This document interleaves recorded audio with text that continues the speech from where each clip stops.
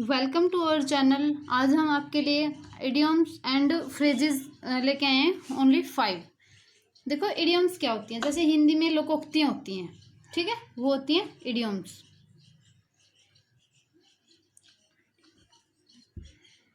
English में क्या है इसका, देखो जो इंग्लिश के, यदि हम English to Hindi word meaning निकालते हैं मीनिंग्स के हिसाब से, तो उसका कुछ और मीनिंग बनता है, लेकिन उसका रियलिटी में कुछ और होता है। लेकिन जो कंक्लूजन होता है ना इसका, वो यही निकलता है। ये बात होती है इंग्लिश के अंदर इडियम्स की, ठीक है। अब हम स्टार्ट करते हैं।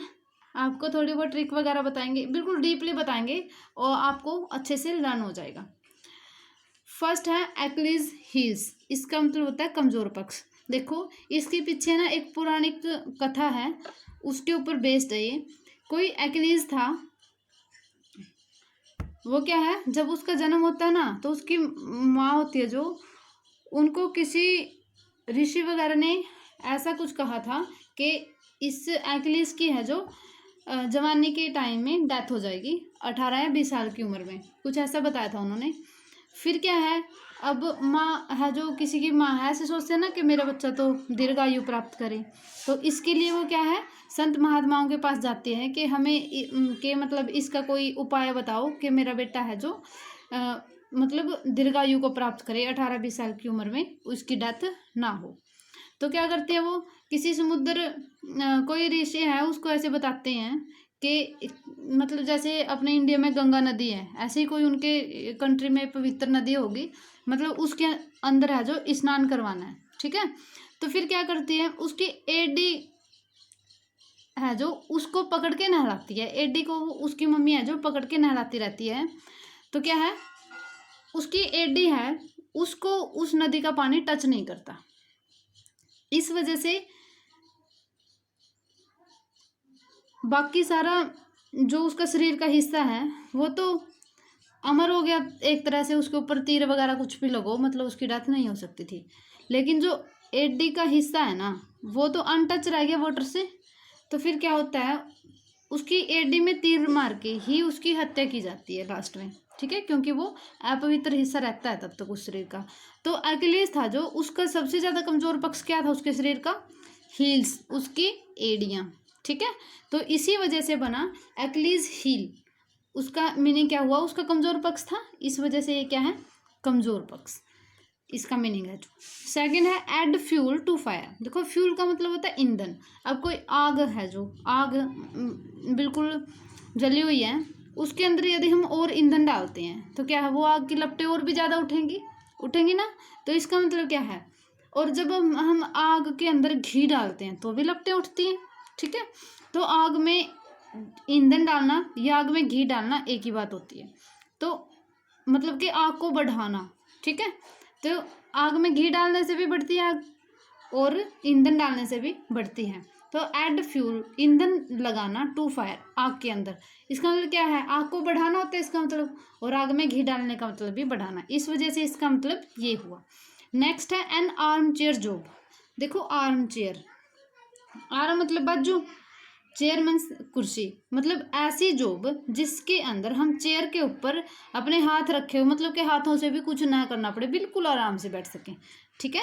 ऐसी जॉब जिसके अंदर हम कुर्सी के ऊपर आराम रख के, मतलब अपनी बाजुओं को रख के बैठ सकते हैं, ठीक है। साथ में तो वो जॉब है, उससे हमें इनकम भी हो रही है, साथ में कुछ करना भी नहीं पड़ रहा। इसका मतलब क्या है, बिल्कुल आरामदायक है वो जॉब तो, ठीक है, कुछ करना ही नहीं पड़ रहा। तो क्या है, आसान एवं अच्छी आय वाली नौकरी, वो होती है आर्म चेयर जॉब, क्लियर। फिर है an axe to grind. Grind means होता है पीसना, एक्स होता है कुल्हाड़ा, कुल्हाड़ी, कुल्हाड़ी को कोई पीसता है, कुल्हाड़ी है जो लोहे की होती है, लोहे की बनती है ना, उसको कोई पीसता है, मतलब बिल्कुल ऐसे ग्राइंड करता है। इसका मतलब क्या है, वैसे तो कुल्हाड़ी को पीसने से कुछ भी निष्कर्ष नहीं निकलेगा, लेकिन क्या हो सकता है, उसको यदि कोई घसाता है या पीसता है, इसका मतलब क्या है, उसको बिल्कुल तिखी कर रहा है और भी ज़्यादा तेज़ कर रहा है। और तेज क्यों करेगा, उसको किसी का कत्ल वगैरह करना होगा, ठीक है, इसी वजह से वो उसको घसा रहा है ना, ताकि लोहा है जो, और भी जैसे चाकू होता है उसको भी पत्थर से हम घिसाते हैं, मतलब एक तरह से ग्राइंड ही करते हैं, ठीक है। तो इसके अंदर कुल्हाड़ी है जो, उसके जो आगे का हिस्सा है हम उसको एक तरह से ग्राइंड मीन्स है पत्थर से घिसा ही रहे हैं, ठीक है। किस लिए घिसाते हैं? ताकि वो और भी तेज हो जाए। तेज क्यों करेंगे? हमें उसका कुछ यूज करना है, चाहे हमें लकड़ी काटनी है या फिर किसी का कत्ल करना है उसके साथ, किसी को, हमें तो नहीं करना वैसे, ठीक है। तो क्या है, मतलब हमने क्यों घसाई है उसके साथ, पत्थर के साथ कुल्हाड़ी? क्योंकि हमारा उसके पीछे एक स्वार्थ है, ठीक है। स्वार्थ के लिए हम क्या कर रहे हैं, कुल्हाड़ी को लोहे के साथ घिसा रहे हैं, सॉरी पत्थर के साथ घिसा रहे हैं। तो इसका मतलब क्या हुआ, स्वार्थ से भरा उद्देश्य है अपना, ठीक है। एन एक्स टू ग्राइंड का मतलब क्या है, स्वार्थ से भरा उद्देश्य। आगे है एन आयरन व्हील।